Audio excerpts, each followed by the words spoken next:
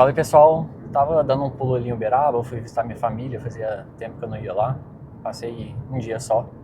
E agora eu tô voltando para São Paulo, já que eu tenho mais 3 horas e 40 de viagem, acabei de passar Ribeirão Preto, resolvi gravar esse vídeo aqui. E a Lari não tá aqui comigo, ela não conseguiu ir, então não tem ninguém para eu encher o saco e ficar falando de AI, então vou falar com a câmera, e aí vocês me escutam de casa. Galera, eu preparei um tema aqui pra gente falar, que é um tema que eu já trabalho há bastante tempo, é um tema que está bastante em hype no mercado ainda, apesar de ter dado uma normalizada, né? Que é engenharia de software 3.0. Para quem nunca ouviu falar sobre esse tema, o que significa? Você que trabalha em uma fábrica de software, num produto, usando desenvolvimento de software mesmo, se você trabalha com Event Driven, microserviço, whatever, você está usando engenharia de software 2.0. Então, a engenharia de software 2.0 é a engenharia de software convencional, usando arquiteturas convencionais e tudo que a gente tem de moderno, porém convencional.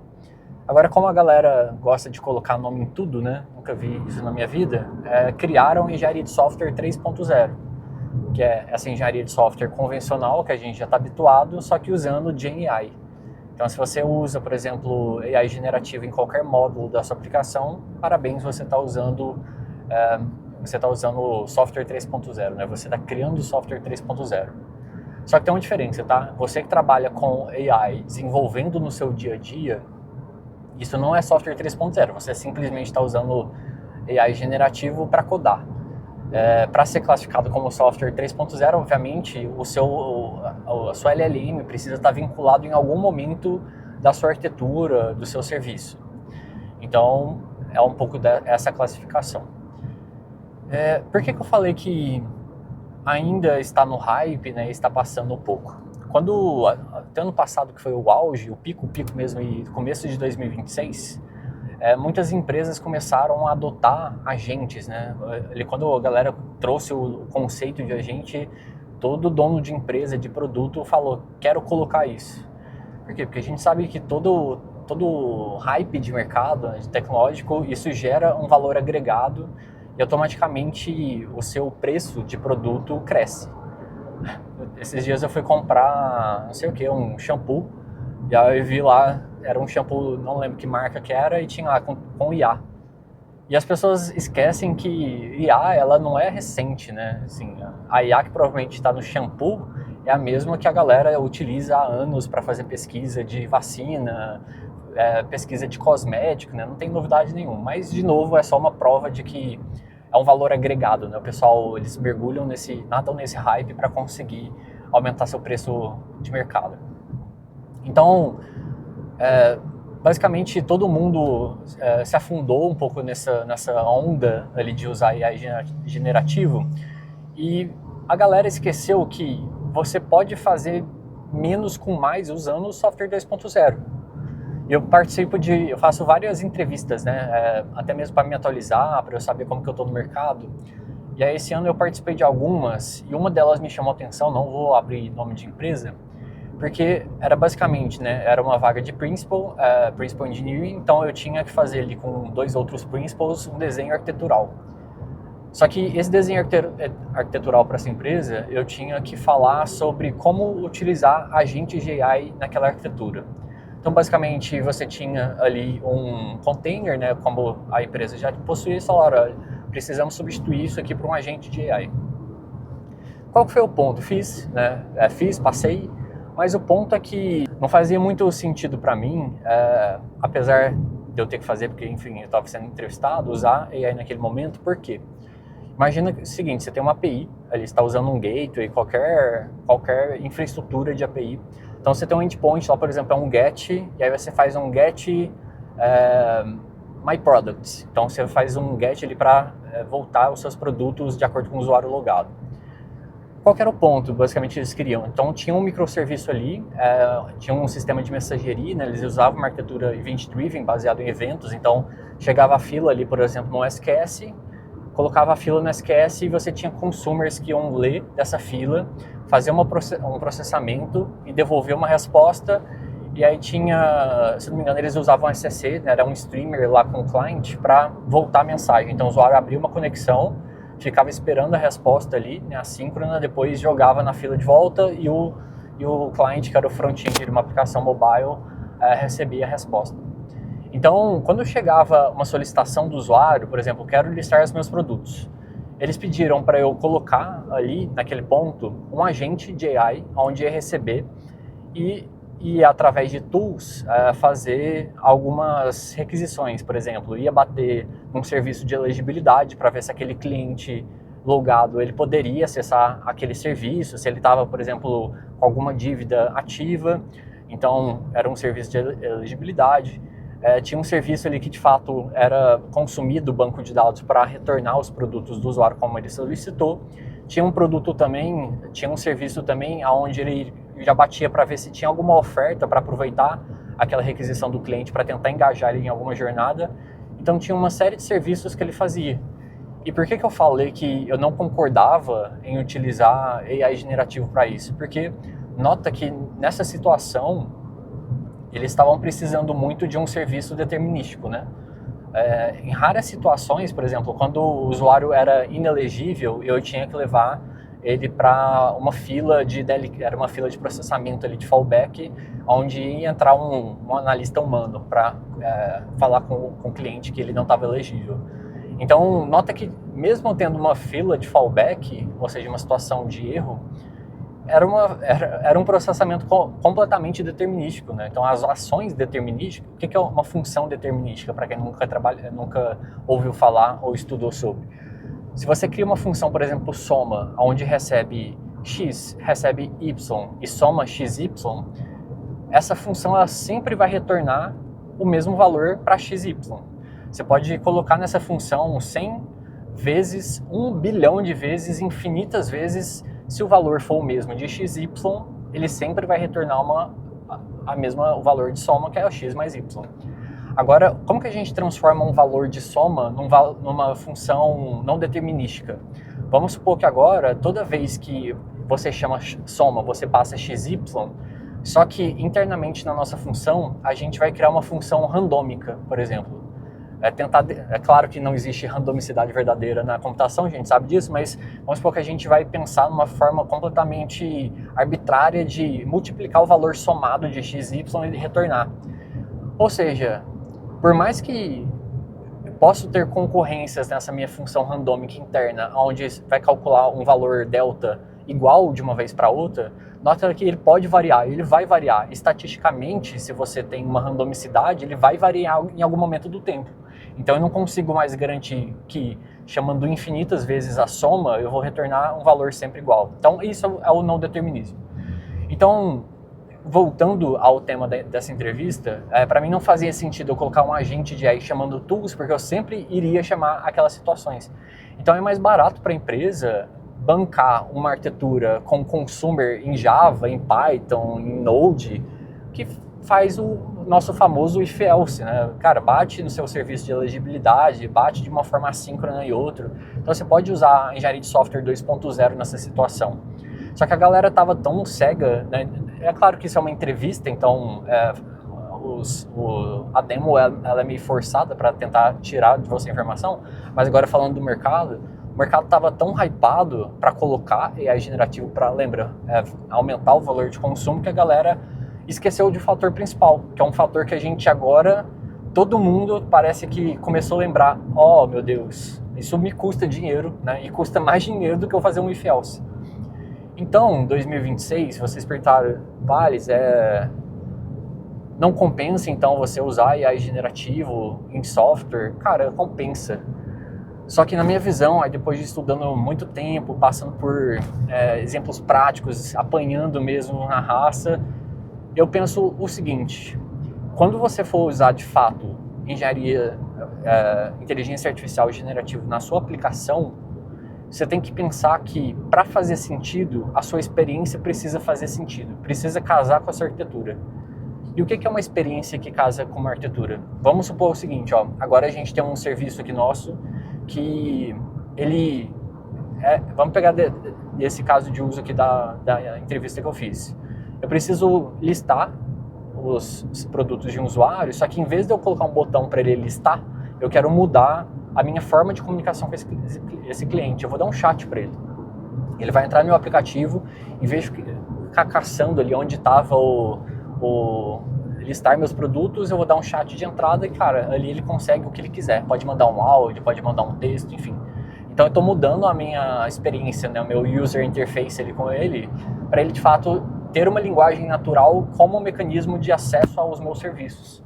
E por que AI generativo faz sentido nesse caso? Porque nota que, como a minha interface é uma linguagem natural, eu não consigo de uma forma determinística conseguir chamar serviços através de um chat. Então se o usuário falar, olha, liste para mim os meus produtos, não tem como, seria uma maneira muito estúpida se eu ficasse procurando a string, liste meus produtos e fazendo um igual para casar, fazer um contains, né, na string. É uma maneira totalmente estúpida e com certeza isso não vai funcionar. Então, a IA generativa nesse caso, ela pode servir de uma interface entre usuário e máquina, onde ela vai transformar aquela entrada em linguagem natural em um contrato. Então, nesse exemplo meu, eu poderia simplesmente usar alguma arquitetura de MCP, por exemplo, ou simplesmente chamo ali uma API de entrada, falando, olha, get XPTO, passa a mensagem desse usuário, da solicitação, e tenho ali a minha arquitetura agente, como multiagêntica, para lidar com essa requisição. Mas nota que eu tenho logo de entrada ali, no meu container de entrada, ou já numa arquitetura MCP, eu tenho já AI generativo para conseguir interpretar a linguagem natural, que é isso que modelos generativos fazem, né? Eles interpretam a linguagem natural e transformam isso para o universo da minha arquitetura, seguindo o padrão arquitetural, com os contratos que eu expus ali para o meu cliente. Eu só quero deixar claro que a galera sempre me pede vídeos sobre MCP, para falar qual que é a diferença de você ter um MCP, para você ter uma arquitetura agêntica na sua aplicação. Quando você utiliza MCP e quando você utiliza uma arquitetura agêntica nesse caso. Vamos falar do MCP. Vamos supor que eu tenho esse serviço de chat. E aí o cliente, ele vai mandar oi. Quando ele entrar na minha aplicação, vamos supor que eu entro na minha aplicação, eu obviamente tenho que ter uma autenticação ali, né? Então eu preciso validar realmente primeiro se o usuário está autenticado, se ele está logado na minha aplicação. Está logado, aí sim eu abro o chat e ele me manda uma mensagem com o que ele puder fazer ali naquela situação. Então nota que nesse meu fluxo eu tenho um caminho bem claro de passos que eu preciso seguir. Quando a gente usa o MCP, né, que é um protocolo de comunicação, assim como você tem o HTTP, que é um protocolo de comunicação, você também tem o MCP. No MCP é o seguinte, para quem nunca fez uma implementação, a primeira coisa que o aplicativo mobile vai bater ali no seu back-end vai ser num GET. Geralmente aí no protocolo define algumas rotas, por exemplo, tem uma rota chamada well no, ou seja, de explicação sobre o que significa, o que você tem no seu back-end.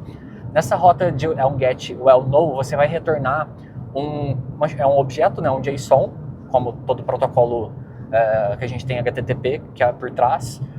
Então você vai retornar um JSON com o campo instructions, uma key chamada instructions igual dois pontos, né, que é um JSON, e uma string.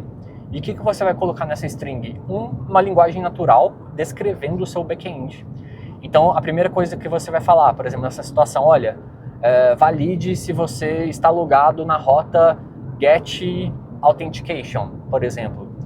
Se você receber um 403 nesse caso, você vai ter que bater agora na rota post authentication, passando ali o seu ID, passando a autenticação, a chave Google, se for uma autenticação com Google. Então, simplesmente você vai descrever como que o seu back-end funciona. Então, por isso que o MCP ele é um protocolo voltado para arquiteturas de software 3.0, arquiteturas agênticas, né? Passei numa lombada aqui, aí a câmera caiu, eu preciso comprar o suporte de carro aqui. Mas voltando, então por isso que o MCP ele é um protocolo de comunicação de arquiteturas agênticas, né? Porque basicamente você está se comunicando numa interface natural, linguagem natural.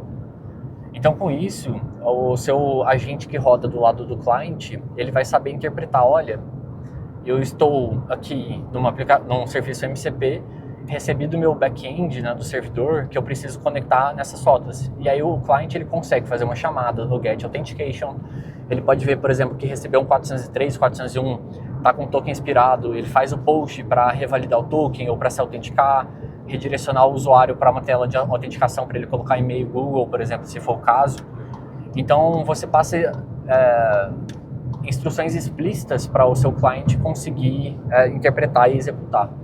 E aí, normalmente, na arquitetura MCP, você tem um cliente, né? Um cliente que já está pronto para trabalhar dessa forma. Por exemplo, se você usar... Espera que tá caindo de novo esse caramba.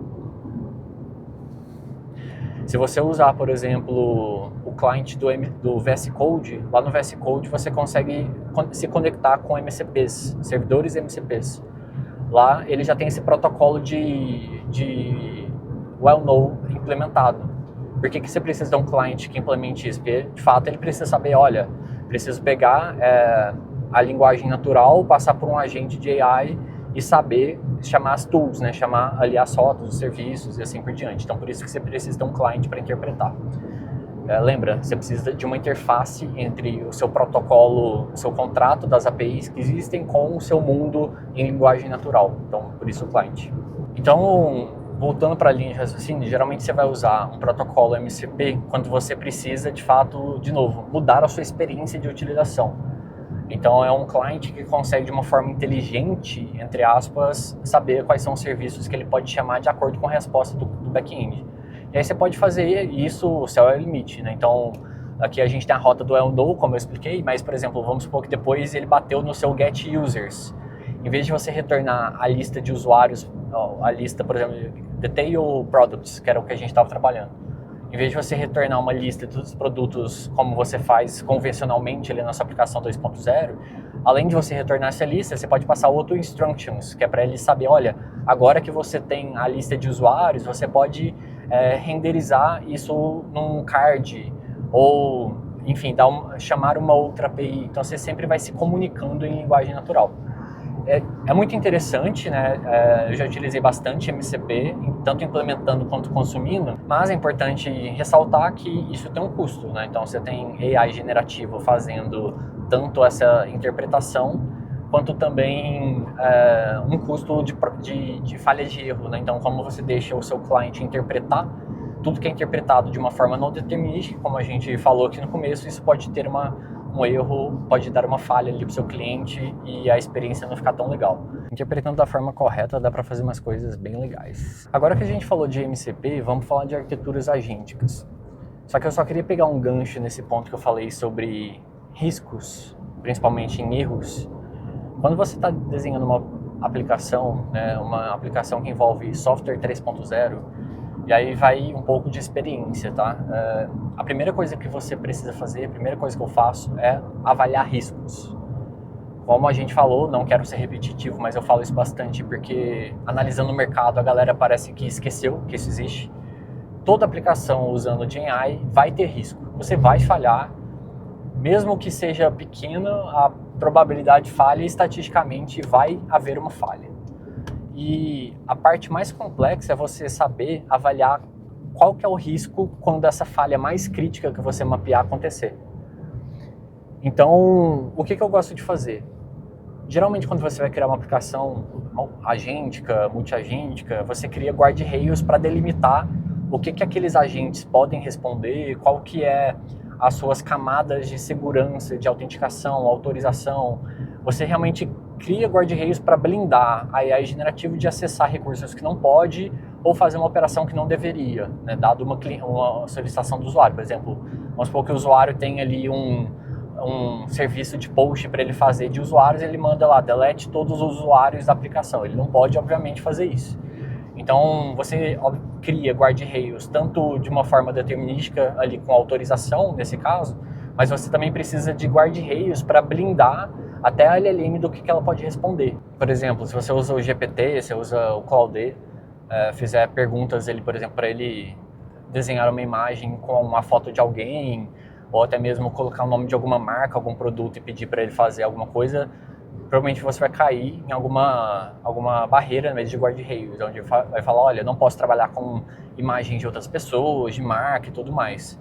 Só que, da mesma forma que o não determinismo permite a gente falhar e criar algumas brechas, quando você coloca um guarda-reios no modelo não determinístico, isso pode trazer algumas vulnerabilidades, né? Uma das vulnerabilidades que a gente sabe é quando o usuário ele consegue, de alguma forma, ele pode fazer, por exemplo, uma sobrecarga no prompt, ele pode colocar código em byte em imagens que diga alguma coisa. Teve um caso recente ali onde a pessoa ela colocou código Morse numa mensagem e conseguiu passar pelo guarda-reios do próprio modelo. Eu não lembro que modelo que era, eu acho que era o Gemini. Então você consegue formas vulneráveis de entrar na sua aplicação. Então, dito isso, o que eu faço, né? Toda vez que eu delimito um guarda-reios, penso num guarda-reios, eu tenho que pensar, se esse guarda-reios falhar, qual que é o prejuízo que eu vou trazer, seja financeiro, seja de marca, para o meu produto, para a minha empresa. Vão ter algumas situações, por exemplo, vamos supor que a Coca-Cola, por exemplo, 2 anos atrás, ano passado, acho que foi no começo do ano passado, eles fizeram uma campanha de marketing onde resolveram, de uma forma brilhante, usar AI generativo para uma campanha e por algum motivo passou ali pela revisão, eles misturaram o autor de uma obra. Então era para falar de vários autores ali de livros, de arte, e eles acabaram misturando. Falou que um autor era dono de uma obra e outro autor era dono de outra, inverteram os papéis. E isso trouxe prejuízo financeiro, trouxe prejuízo de imagem e marca para o produto.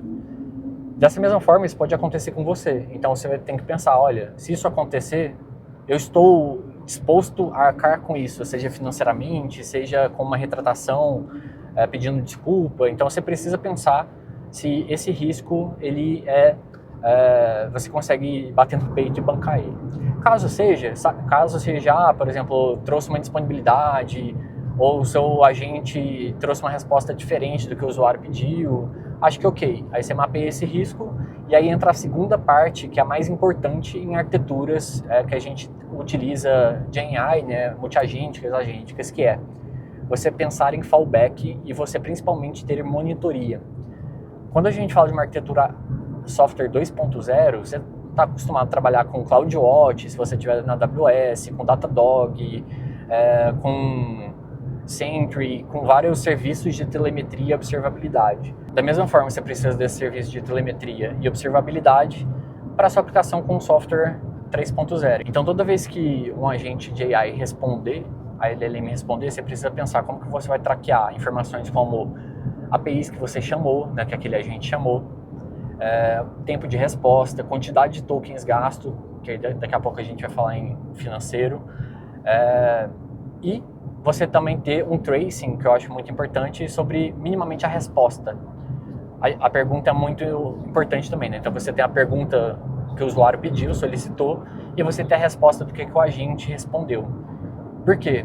Porque a sua aplicação, como eu falei, ela tem riscos de falha, mas ao mesmo tempo, quando você coloca em prod a primeira versão, dificilmente a primeira versão que você colocar vai ser o que vai ficar mais definitivo, né? Então você vai sofrer vários ajustes, você precisa colocar, por exemplo, uma feature de Human Feedback Loop, então você coletar do seu cliente como que a resposta tá, para você adaptar o seu prompt, saber como que você vai refinar para aquele prompt trazer uma resposta mais adequada. Eu falo muito sobre LLMs, mecanismos de atenção, e lá no começo eu preciso voltar a gravar vídeo falava sobre alucinação. Vamos pensar no mecanismo de atenção agindo. Então, estou aqui com o céu azul, né? Eu falo assim, qual que é a cor do céu? E a LLM vai escrever, o céu e ele vai pensar no próximo token. Ele pode me retornar grande, azul, cinza, se for um dia de tempestade. Então vai ter vários tokens similares, e aí a própria arquitetura transforma, né, o próprio mecanismo de atenção ele calcula através de similaridade para retornar qual que vai ser o token, por exemplo, azul. Uma alucinação é quando o mecanismo de atenção vai agir, calcular essa lista de top tokens prováveis, e ele me traz um token completamente diferente. Aí, nesse meu caso, ele vai falar, por exemplo, abóbora. Ou então roxo, ou então sorvete, né? O céu é a sorvete. Então a alucinação ela foge de contexto, por isso que quando você usa uma temperatura alta, a probabilidade de alucinação ela é maior, Porque a temperatura nada mais é do que uma variável onde você adiciona uma randomicidade para colocar tokens menos prováveis e subir esses tokens. Então, como você está pegando tokens lá de baixo dessa listagem de tokens similares e jogando para cima, pode ser que em algum momento essa operação falhe e na hora que o seu mecanismo de atenção for pegar um token menos provável, vai ter um token completamente fora do contexto lá. Ou seja, resumo da ópera, alucinação é diferente de erro. E você você conseguir dizer a diferença de alucinação e falha é difícil. Porque até mesmo porque nessa situação, né, como que eu vou projetar o meu sistema para ele conseguir reconhecer, olha, a LLM trouxe ali como resposta um carro, cria aqui agora um serviço para chavear a resposta e levar para um chat humano. É difícil você fazer de uma forma sistêmica esse reconhecimento.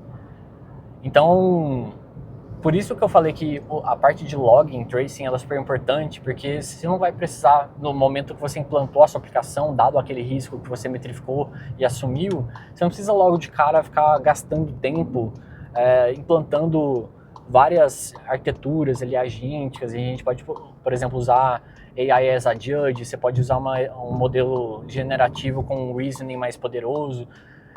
Acho que dependendo da sua situação, é claro, a chance de alucinação nesses modelos mais atuais ela é pequena, não é zero, mas eu acho que não vale o risco. Então, metrifica isso, né? Então, já que você não tem tempo, está com dinheiro reduzido ali para gastar com devs, gastar com arquitetura, coloca o mais simples possível, pega um modelo simples e rápido, ali, por exemplo, um 4O da vida, dependendo do tipo de aplicação, e vai metrificando, vai vendo as respostas e mudando isso conforme o tempo, né? Então, engenharia de software 3.0, galera, é um estudo constante.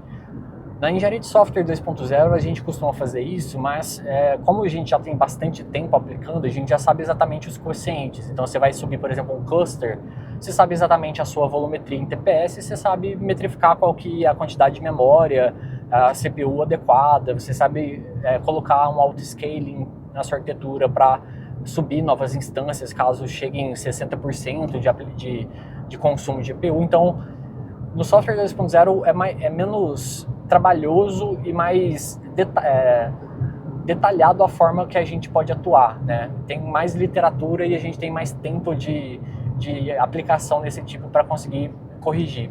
Agora, como a gente está trabalhando com modelos generativos não muito tempo em aplicações, em produtos, a gente precisa fazer com cautela, é por isso que colocar isso em prod vai requerer um tempo e um custo de time, de estudo muito grande. Você vai ter que estar constantemente metrificando a sua aplicação.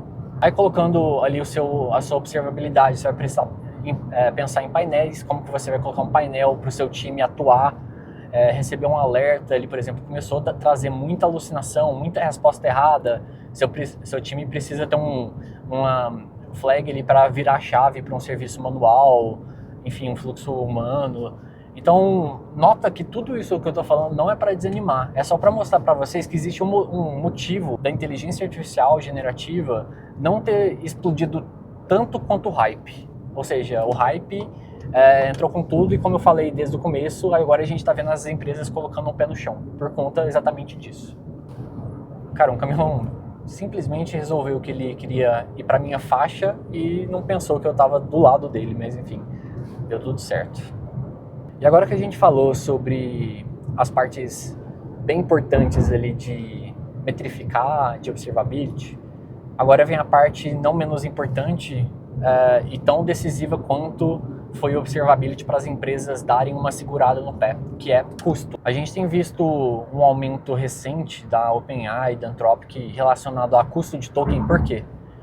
Porque, galera, é o capitalismo, né? Então, as empresas lançaram ali modelos de AI, eles queriam muito trazer uma adoção em massa, que a galera visse efeito e o hype é bom pro negócio deles, né? Então eles queriam provocar, de certa forma, o hype, e aí eles seguraram o custo do token. Então, a OpenAI liberou contas gratuitas até certo ponto, conseguiu arcar com um prejuízo, digamos assim, né, para liberar o seu token mais barato, para você conseguir utilizar, mas uma hora o preço chega e as empresas não conseguem arcar sozinhas com o custo de um data center, né? Eles precisam repassar o valor. Então, o aumento de token, de licença, foi exatamente por isso, né? Eles estão colocando o preço que realmente faz sentido para eles conseguirem lucrar em cima.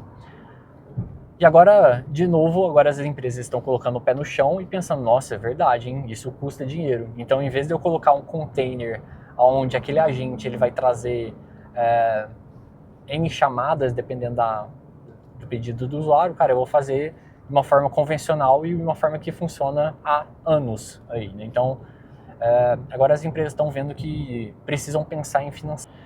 E aí com isso entra o seu papel como AI Engineering, como Product Engineer, que é pensar como que você vai ajudar a sua empresa a gastar o menos possível com essa inteligência artificial.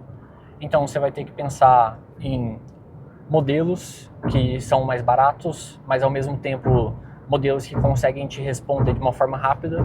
A gente sabe que velocidade e preço são inversamente proporcionais na OpenAI. Se você for usar, por exemplo, o Fable, OpenAI não, o Anthropic, se você for usar o Fable 5 com 2x de velocidade, que é uma velocidade mais rápida para você usar em API, você vai pagar 10 vezes mais. Então, ou seja, você vai ter que arcar com o custo. Então, o trabalho, depois da gente metrificar e coletar os riscos, a segunda parte mais difícil é você conseguir minimizar custo. Por isso que eu falei no começo, né, sempre comece com o mais simples, usa o modelo mais barato, é melhor você trazer uma porcentagem de falha maior, é claro, arcando com risco, né, igual eu falei, mas é melhor você conseguir assumir um risco um pouco maior de falha do que destruir a sua empresa financeiramente, né? Você não colocar um guardrails, um corte de custo e a sua empresa ter que pagar ali centenas de mil dólares para pagar modelos de AI. Então, galera, falando de engenharia de software 3.0, a gente precisa colocar muito na ponta do lápis todos esses requisitos que eu falei até o momento. E aí quando a gente vai colocando todos esses requisitos na ponta do lápis, a gente vai mostrando para o mercado que o buraco é bem mais embaixo.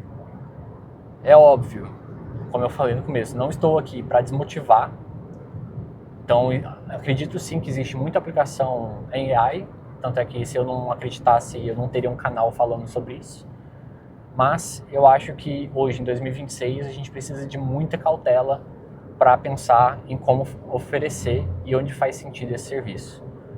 É claro que eu acho que com o tempo a gente vai ver várias dessas dificuldades que a gente tem hoje sumindo ou diminuindo, né? Então, como eu falei, modelos mais modernos, né? A tendência obviamente é serem mais precisos, com menos probabilidade de alucinação, mais barato também. Então agora, por exemplo, a China entrou com alguns modelos de novo, batendo de frente ali com Sol, com GPT-Sol, com o modelo Fable. Então agora a gente já viu a OpenAI reduzindo em 20%, até 80% alguns modelos de custo, né? Então, naturalmente as coisas vão evoluindo, mas em 2026, hoje a gente está em final de julho, né? Eu diria que a gente ainda precisa de muita cautela na hora de pensar numa funcionalidade e colocar isso em produção. Outro ponto que eu acho que é legal você pensar na hora de colocar isso em prod seria uma estratégia de implantação baseada ou no Canary Deploy ou num Circle Deploy. Então, ou seja, o Canary Deploy ele fala ali de stages, né? Então você libera para 5%, 10%, 30% da sua base de usuários. Você vai liberando isso de uma forma gradativa, porque quanto menos gente usando, menos a chance de dar errado e maior o tempo que você vai ter para pensar num fallback, atuar naquela falha. Quando você libera para mar aberto, para 100% da sua base, cara, aí, se você dependendo da sua volumetria, vai ser uma loucura a sua contingência disso, né? Desse erro. Ou você pode liberar em círculos, né? O que é um deploy em círculo, Circle Deploy? Da mesma forma que o Canary Deploy se libera de 5, 10, 20 e vai liberando aos poucos, o Circle, por exemplo, eu vou criar um círculo apenas de pessoas com mais de 30 anos. Outro círculo que vai ser mulheres de São Paulo. Então você vai pensando nos seus públicos-alvo e você libera somente para aqueles círculos e vai aumentando ou mudando os círculos. Então, por exemplo, você cria um círculo aqui onde são heavy users, são usuários que estão constantemente usando a sua aplicação. Cara, cria ali um grupo de heavy users, que geralmente é um público menor, né? dependendo do seu serviço, libera só para eles. Então vai ser um público muito interessante, porque eles já sabem utilizar bem o seu serviço, eles vão ser as melhores pessoas para conseguir te dar um feedback. Então, se eles preferirem uma forma ali onde ele clica no botão e vê a resposta, ele vai te falar, olha, cara, estou usando o chat e só está dando erro, está trazendo aqui respostas que não tem nada a ver, respondeu uma coisa que não foi eu, não perguntei, não entendeu o que eu falei. Então, criar essa estratégia, né, de Circle Deploy usando ali seus heavy users é uma boa maneira de você coletar feedback rápido e ajustar, refinar a sua aplicação. Lembra? O refinamento ali de uma arquitetura com software 3.0, ela precisa ser constante, né, principalmente no início. E por fim, pessoal, eu só queria colocar um adendo que é, toda vez que você utilizar uma LLM, como eu já falei, isso tem um tempo de processamento, né? Você faz uma pergunta ali para o chat GPT. Você vai ver que as respostas são de uma forma gradativa. Você pode usar, por exemplo, um protocolo de streaming para receber token a token, né? Mensagem por mensagem ali e ir mostrando em tela. Mas o ponto é, você dificilmente vai conseguir ter um tempo de resposta tão rápido quanto bater ali num DynamoDB, bater num Postgres e retornar, né? Então, você precisa pensar numa experiência onde você dá esse tempo para o usuário para ele ver a resposta gradativa ou ver uma animação mais legal. Então, você precisa, de novo, como eu falei no começo, né, a experiência ela precisa casar com a sua arquitetura. Então, só para você, igual eu falei, vamos supor que a gente criou um Circle Deploy aqui, colocou as pessoas que são heavy users, e aí ela clica no botão e entra numa tela de chat. Só que só esse tempo dela clicar no botão e entrar no chat, vamos supor que você chamou um serviço ali com um agente por trás. Então nisso, cara, ela não sabe o que é um agente, né? Não sabe que você está usando um agente até aquele momento. Então ela vai ter que esperar 3 segundos, 4 segundos até ela receber uma resposta e ir para a próxima tela. Então obviamente ela vai dizer que a experiência estava muito melhor antes, né? Agora se você coloca, por exemplo, ela clicou, ela já vai ver ali um banner com as melhores ofertas para ela, dado um histórico que ela tem de compras. Então, você precisa pensar nessa resposta porque ela não vai ser imediata. Aí outro ponto também que é um pouco óbvio, mas eu acho que o óbvio sempre precisa ser dito, né? Como diz o ditado, é que é bem interessante você trabalhar e, obviamente, você vai precisar trabalhar com esquemas, né? Nessa sua aplicação de software 3.0. Então, sempre que você usar uma LLM por trás, habilita o Structured Output, que é o momento onde você passa para a sua LLM, a API da sua LLM, qual que é o formato de saída que você espera. Que precisa ser o formato de saída que o seu back-end consome e provavelmente vai retornar ali para o seu front-end, né? Por que você precisa fazer isso? Porque todo o serviço de Output Structured, ele é determinístico. Então, vamos supor nesse nosso caso, que aqui do nosso serviço de cosmético, que a LLM alucinou e falou, olha, você precisa comprar um carro, em vez de retornar um hidratante para a pessoa.